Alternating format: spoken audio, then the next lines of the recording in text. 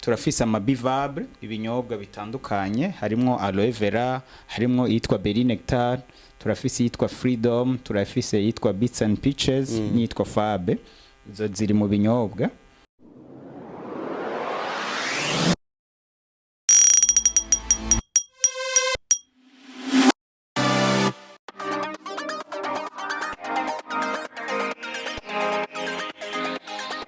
Inshuti bagenzi ba JCTV turabaramukije turabahaye mwiriwe canke se bwakeye bivaye naho mu wese aherereye. Turi muri cya kiganiro tubungabunge amagara yacu. Uyu munsi yetu cyo tutavyorosha cyane na gatoya dufise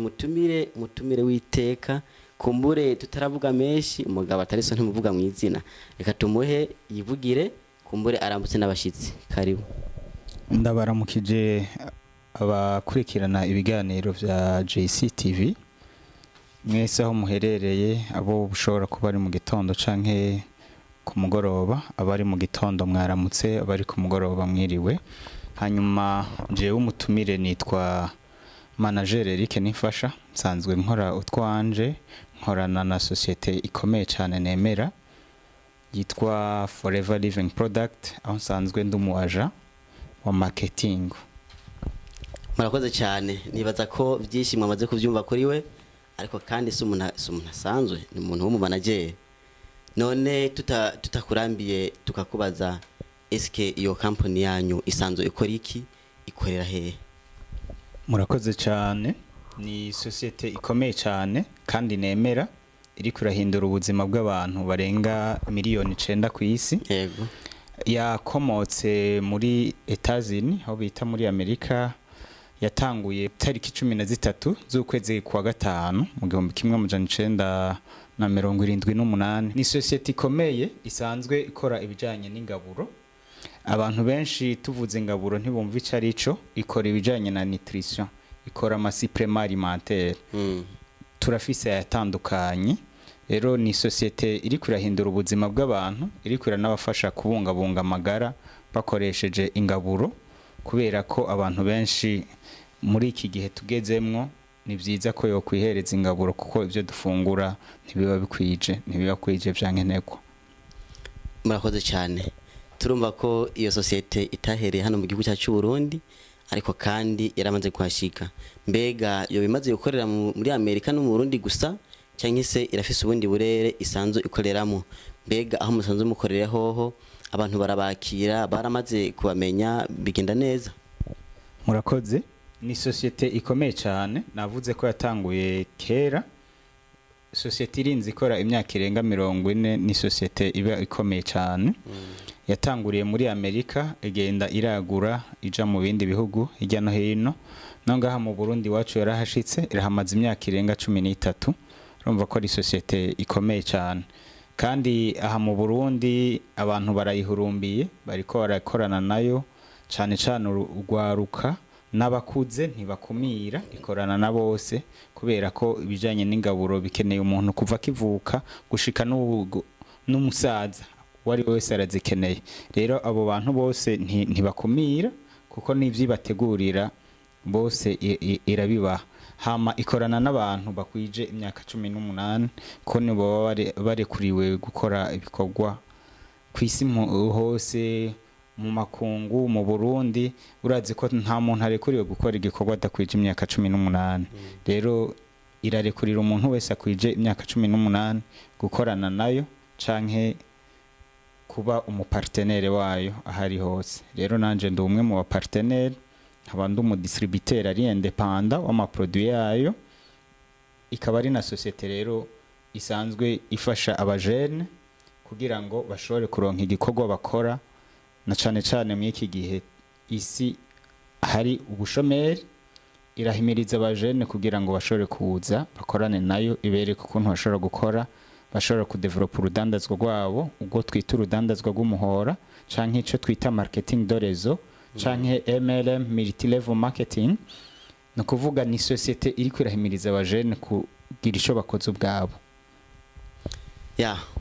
Nibaza ko abakunzi aho bari atabujyaja frame atabujyaja nizere ko mwamaze kugira jeme ubundi wewe namaze kubona hirya gatoya amaze kugira partage Imana iguhezagire cyane aho inyuma rero tutarenze kubabwira ibintu byinshi musanzwe muri ko murabona ibiri ko birarengana nivyo bintu asanzwe akoreramo nibaza ko akenshi muzomurondera akababwira mbega tukubaze gato nyakubaho musanzwe mukorera hehe ego tufise amabiro mu bihugu birenga 170 kw'isi aha mu Burundi turahafise biro ariko uwokenera amakuru menshi yoshora gutora nimero yacu canke akayisaba aha kuri JC kugira ngo ashobore kuza sanzwe nkorera aha mu Burundi turahakorera turafise biro muri centre ville mugabo twakira umuntu umwe ntitwakira abantu muri rusange ni nayo mpamvu ntashimye kuca ntanga adresse kuko umuntu aza twavuganye biro yacu iri muri centre ville yego murakoze cyane ndabona utuntu aha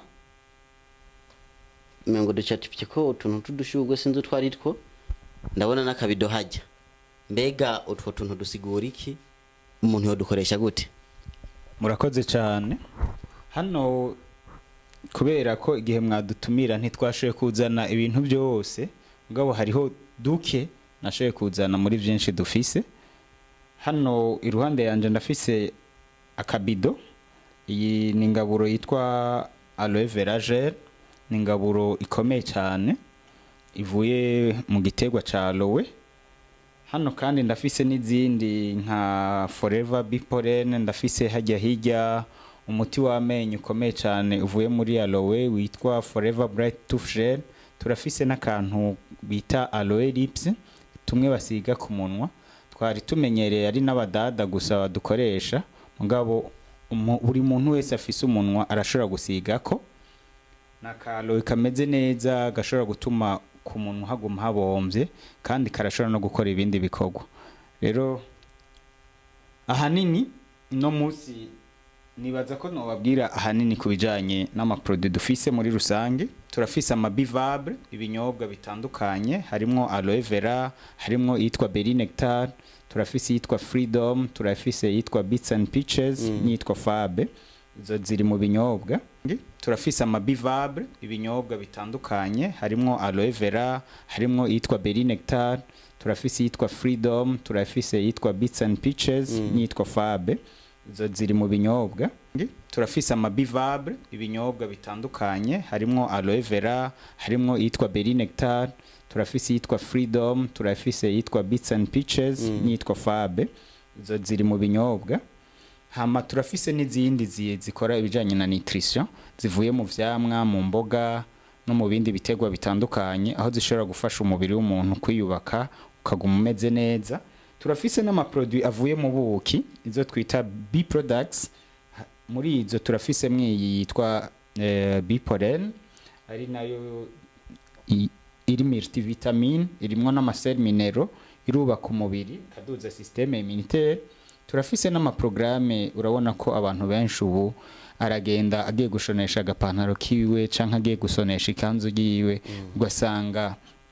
yaravyibushe canke yarafise agakoti keza yashaka kwambara mugabo atakigaga gashobora kukambara bikwiye ugasanga yarayirenze naho ashobora ngo yarabarenze ego turafise amaproduit afasha cyane ko umuntu ashobora kugabanya ibiro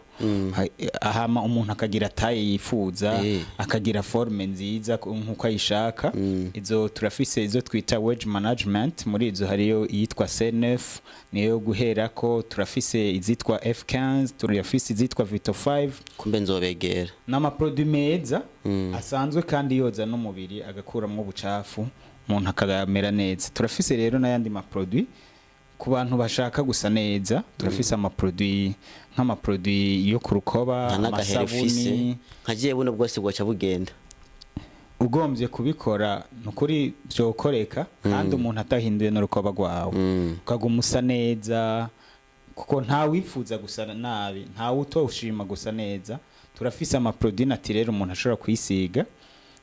amavuta amasabuni ndetse n'abantu usanga bafise ingorane zo kurukoba nk'amaherehere urubando n'ibiki izo zose turazifise abo twitura ntibobura ico tubafasha turafise rero n'izindi zisanzwe ziriko zirafasha abantu aho tugira imitekero itandukanye nk'abantu urabona ibibazo byaragwiriye hari abantu usanga bafise ibibazo vya diabete nk'ubu turafise umutekero ushobora gufasha abadiabetike turafise umutekero ushobora gufasha abantu b'abagabo kugira ngo aguma ari umugabo koko turafise umutekero ushobora gufasha abantu b'aba sportife turafise imitekero itandukanye hari imitekero y'abadamu aho umudamu ashobora kuvuga ati je nkeneye kuguma ndi umudamu hamwe nyene ntashe mu rugo umugabo asanga ibintu bimeze neza izo zose turazifise aho ntagombye kuvuga nshikuje tuvuze umutekero w'abadamu no kuvuga turafise umutekero ufasha abadamu kugira ngo aguma ameze neza muri rusange ntagira ama infection ntagira ubucafu aguma mota neza agume ari umudamu koko ndetse n'ibijanye n'amabanga yabubatse ivyo byose turazifise nizifasha abagabo rero kubijanye n'amabanga yabubatse nka twebwe nkaho niturajamo sabagabo gusa bubatse no gwaruka nago rurashobora kubungabunga umubiri kuko umubiri urakeneye bya mene bifasha abubatse twebwe abasore tubigiyemo nuvuga ko twava sinavuga ngo turarenga ingo ko ntazo turaronka twava turenga byashambuye ibirere. Murakoze cyane ndizera neza ko umujene ariko aranyumviriza canke umuntu w'umunyagwaruka ariko aranyumviriza naho yoba atubatse arashobora kuba vyimirije canke arabona abandi ko ntubigenda sinzi ko mwino misi mubona hari ibibazo byinshi aho usanga abantu barenze ibigo ugasanga nk'umudamu ngo ibintu byagoranye rero urazi ko iyo yagiye kurondera nani umufasha maze kumva abantu bavuga ngo abapfubuzi ico kintu uracumva ngira ngo uramaze kucumva rero hajya n'igihe biba vyagoranye mu rugo naravyumvise sinabitahura kumbe ni sanse ni muri iyo sanse narinzi ko ari ibintu biba vyapfuvye bakazana amakara kumbe ya amakara yahiye neza akaba ari batekesha kumbe bari mu iyo sanse ni muri iyo sanse rero turafise ama produit umugabo ashobora gufata ibintu bikagenda neza nawe nyene ntarindire ko ibintu bizorinda kononekara abungabunga urugo kuko urugo mu rugo ibanga mpuzabitsina n'iryo mutima w'urugo rero iyo ritariko riragenda neza uco vyumva abayaje kubaka ibigori wabo bihari amahera hari hari ikintu abagabo basigaye bihenda ko ngo abakobwa bakurikira amafaranga ni wabo yarafungura canke imodoka yo gutembera canke agafata bisi ariko haba hari ibindi bimugoye ivyo rero nivyo baba bakwiye gukemura kugira ngo ibintu bigende neza. Burya numvirije nsanga narahomvye nari navuze ko nabonye hagashugwe ariko ikimara kuvuga ngo aloe vera naciye ndaba neza nsanga ari ahantu mbura ndatubona duteragiye mbebwe ito tuntu ntujya mpora mbona mu mpangu. Murakoze cyane. Iyi societe Aloe Vera Company canke Forever Living Product ni societe ikomeye ntiyatanguye gutyo yakoze ubushakashatsi imyaka ishika 25 mbere yo gutangura gushira ahabona ama produit barakoze rero ama recherche basanga ingagari ziri ubwoko burenga n'amajana 3 rero uvuze ati ubonye aloe ngaho icafye canke ubonye izi ngaburo turiko turavuga zirimwo aloe nitwohimiriza abantu ngo hitana ya aloe iri hajya muri vase canke iteye hajya mu rupangu canke iteye hariya inyuma y'urugo kuba baruguru nawo ugasanga mwishamba zarimejeje ziri ubwoko burenga amajana 3 kandi mwobwo bwoko burenga amajana 3 harimo ubwoko bune ubwo bwoko bune nibwo butagira ingaruka mbi ku magara y'umuntu rero muri ubwo bwoko bune societe yaciye hitana première qualité ari nayo yadekuvuwe n'umudokiteri akomeye cyane yitwa Dr Mira baca barayimwitirira Aloe barbandensis Mira iyo ni aloe basanze irimo byankenerwa byinshi ndetse n'igituma duhimiriza abantu kuzikoresha kubera ko aloe basanze ari nk'igifungurwa cikwije gusumba mbere n'irigi kubera ko irimo ntanga nguvu no kuvuga irimwe ama vitamine irimwo ama sel minero irimwo ico bita ama acide amine muri rusangi baravye ico twokwita amanitrima irafise amanitrima shikana amajana 2 vyankenerwa umubiri w'umuntu ushobora kubukeneye rero bamaze kubona ivyo byose bakabona n'ivyiza vya aloe baciye bahitamwo gutangura kuyikanya bakoresheje ryababi bagakuramwo ka gatimatima k'indani apana gufata ibabi ryose ngo basi ngo bashiraho oya bakoresha agatima k'indani hama bakayikanya bakaca bagerageza kuyibika ku buryo buri naturel bakoresha bayita méthode ya stabilisation arrêt de citron no kuvuga barayishira ngaho nka kujya wowe uyivanye mwibabi rero hano kano kabido mubona dufise hano ni aloe nka kujya wowe uyivanye mwibabi ukacuyinwa ukayihereza rero iyi irafise ubushobozi bukomeye cyane irafise n'ibintu byinshi ifasha umuntu ha ruhande yo kukugaburira icambere ikora irakoza tuvuze ko yoza umubiri umuntu ikamwoza indani igakuramwo ubucafu abantu bo hava bimvira ati je mfungura ibimeze neza nta bucafu buri mu mubiri mugabo buri muntu wese hariho ubucafu buza burinjira mvuze ati mu ncama koko ntubucafu bwinjira mu mubiri no kuvuga turihereza imfungurwa izo mfungurwa kera bazirima ahantu hameze neza nta terambere ico twokwita mondialisation cari bwabe no kuvuga abantu bakoresha ifumbire kama ntibakoresha angeri ntibakoresha amangeri bakoresha ifumbire kama no kuvuga igiterwa kigakuramwo ibintu bimeze neza ariko ubu kubera gukoresha ifumbire sinovuga ko ari ribi abantu turaronka vya nkenegwa mugabo najya fumbire igice kitari gito kiba kikiri muri ca giterwa rero ubwo bucafu canke ivyo bisigarira by'ivyo fumbire birinjira nico twita amatoxine birinjira mu mubiri w'umuntu tuvuze iyo umuntu ariko arahemuka mu kirere kubera ivyuka guturira amashamba guturira ibintu hirya no hino amasosiyete imiduga n'ibindi birasohora ivyuka ivyo vyuka rero birayerera mu kirere ivyo byose umuntu ariko arahemuka birinjira indani twovuga kandi amazi umuntu aranwa amazi mugabo vya bintu byose dukoresha hiyo amazi ariko aratemba ava mu imvura yaguye canke mu migezi birahurirana biragenda rero hariho in party iyo turiko turanwa amazi usanga irimwo cyo twokwita amatoxine ubucafu rero ubucafu buzanana hirya no hino hariho n'ubuzanana ku miti yo kwa muganga ni nayo mpamvu rimwe na rimwe wumva ngo iragira ama effets secondaires rero ivyo byose basanze aloe ifise ubushobozi bwo kuzigahanagura ico kintu cyose kitari naturel mu mubiri ngize amatsiko yo kunywa ko kantu aka kantu nyamba atari banga ko bakanyobwa gute karafise imyaka kanyobwa ko bakanyobwa gute mukagurisha amafaranga ngana gute murakoze cyane ubajije ibibazo by'amafaranga ahanini sinohera kuvuga amafaranga ntaraheza kukavuga kuko akako nyene karivuga hama kakigura kubera ko ivyiza kamaze aka rero nkiriko ndavuga kihereza uwari we wese kuko ivyo vyankenerwa nta numwe atabikeneye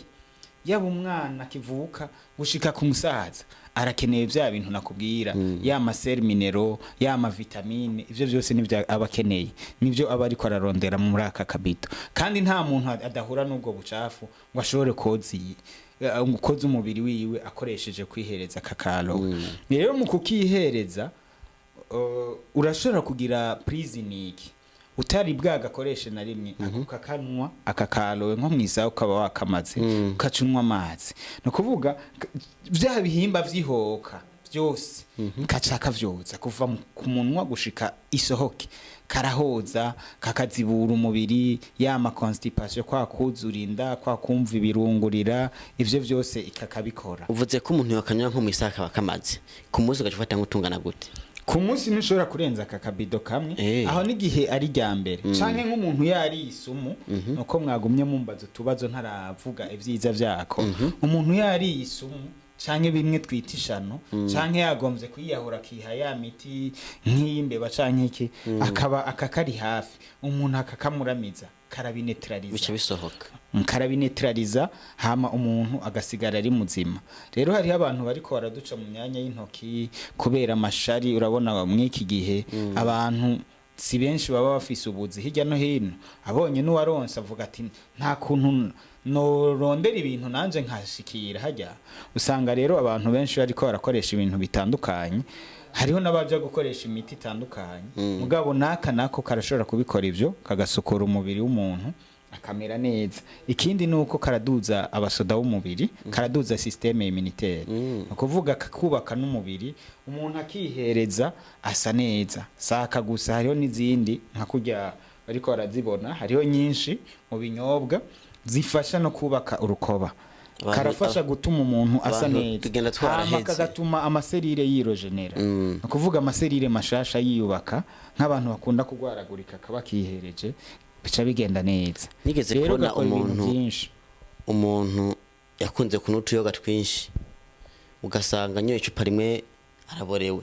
kubera asanzwe yaraborewe. Utwo rero atunyoye iyo micafu twoyisohora. Murakoze cyane. Ico nari nacibagiye. No ku bantu bamenyereye kwihereza alcool canke ayandi madroge kubera ko agira ubucafu asiga mu mubiri. Iyi nana hamwe isiga no kuvuga kariko karakubura canke koza mu mubiri ntikoza mara gusa nikoza ama intestin gusa canke type digestif karashika no mu mubiri kagakuramwo vya bintu bitari naturere byose bwa bucafu bwose kakabusohora hama umuntu akaguma ameze neza. Nese nibaza ko basoda baheze nibaza ko basigaranye nk'abasiti kuko namubonye ivyo sinovyemera. Erega ntabwo ari abasiti nta mubiri w'umuntu ufise abasiti. Bavuga nk'umukecuru araho yaciye avuga ngo ngira ngo muganga ngo ambwiye ngo basoda w'umubiri baheze ngo ngira nsigaranye abapolisi canke imbonera ko wangu oya kabisa wangu aba yabasoda gusa mu mubiri nabo twita novuga mu Kirundi sinumva n'abasoda bo mubiri mu Kirundi no kuvuga systeme immunitaire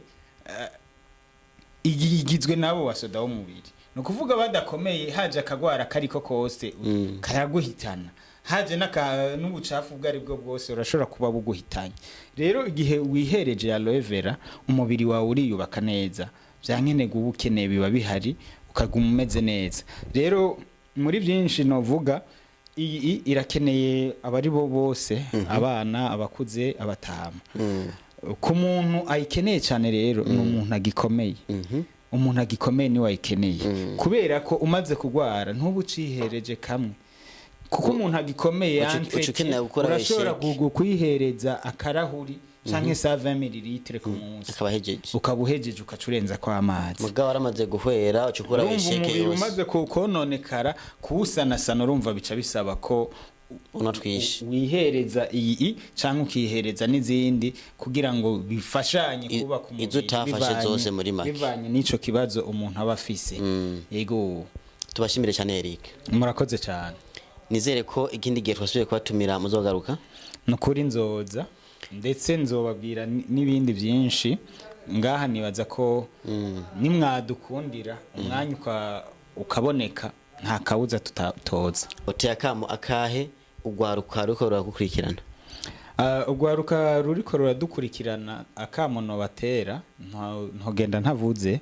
turafise option yo guhereza ibikorwa abantu bashaka ico bakora. Hariho abajene benshi bicaye batagira ikintu bariko barakora canke yiyumvira ati je nahejeje ishure simbona iyo noja simbona ico nokora canke nabatize nabo nyene turabaforma tukabereka ukuntu bashobora gufasha abantu hirya no hino kubaka umubiri wabo bakoresheje Ingaburo kandi tukabereka n'ukuntu bashobora gukora bakaronka udufaranga. Sino kuvuga udufaranga kuronka inoti kwiye nkuko bo bariko barakora ubundi buzi nkuko nyene icubahiro yabivuze. Yego rero nohimiriza umujene ariko aratwumviriza wari we wese ashobore kuza tumwereke ukuntu bishobora kugenda canke n'ukuze canke n'uri ko arakora akazi avuga ati akazi ndiko ndakora ndabona nkeneye ikintu consahiriza bo twitura twobereka ibindi bashobora gukorana n'ivyo bariko barakora hama ibintu bikagenda neza. Yego murakoze cyane inshuti bagenzi twari turi mu kiganiro tubungabunge amagara yacu. Aha niho ikiganiro cyacu kirangiriye. Tubibutse yuko JC TV yamaze kubemera ko igihe cyose igiye kuzirabazanira ugwaruka rutandukanye bakora ubuzi butandukanye. Uyu munsi twari turi mu kiganiro kijanye no kuba ku mubiri bahungu muze murabafite nata kubona amagara aseseka ntibayore je nkaha atwanje natujyanye n'akazi kanyu ya tuzosubira ikindi gihe kumbure muze mube hafi, ntibagire kugira subscribe,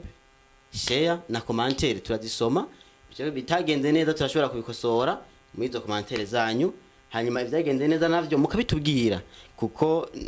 ariko kandi apana kuvuga amakosa gusa, ibyagenze neza navyo mubivuge. Nibaza ko tuzosubira kubatumira ikindi gihe nkiki, umwanya nk'uyu, naho utaha. Ciao ciao.